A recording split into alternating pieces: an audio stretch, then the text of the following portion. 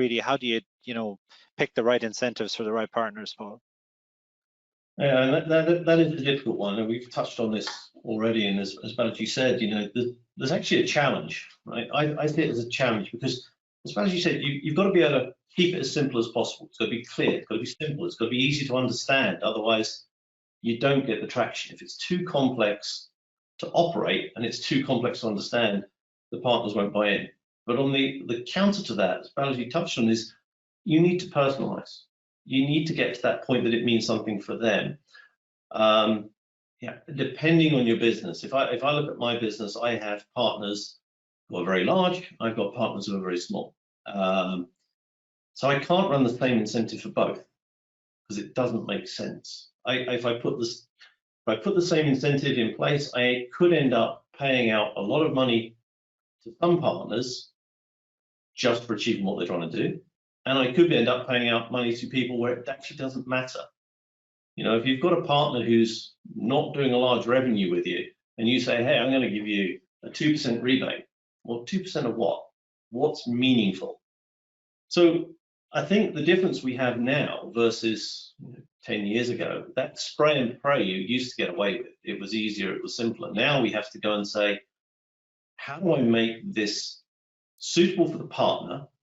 And when I say suitable for the partner, I'm talking about the partner type, how they operate, what they're selling, what their behaviors are, and also the size.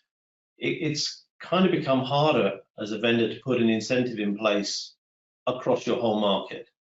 You have to go and say, it comes to this targeting.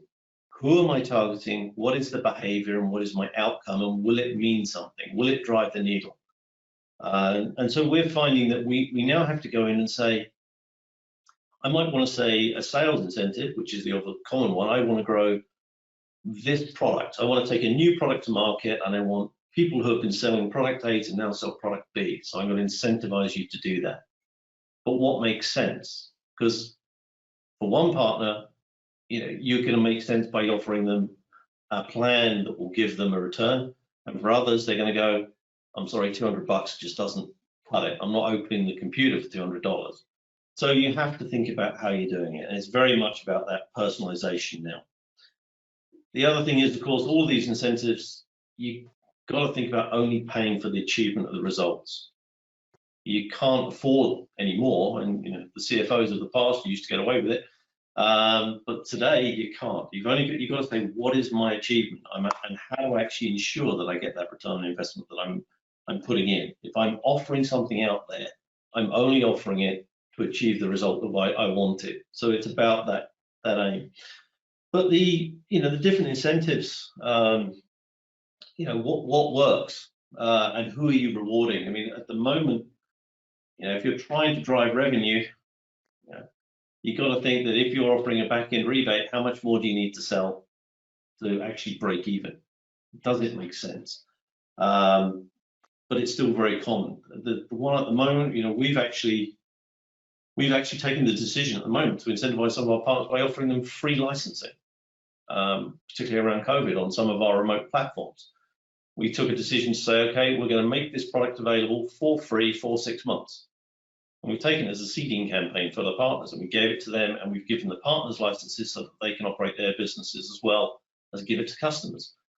It's a different time, so it's a different incentive. Our return on it, it's longer term. It's not within the current 6-month window.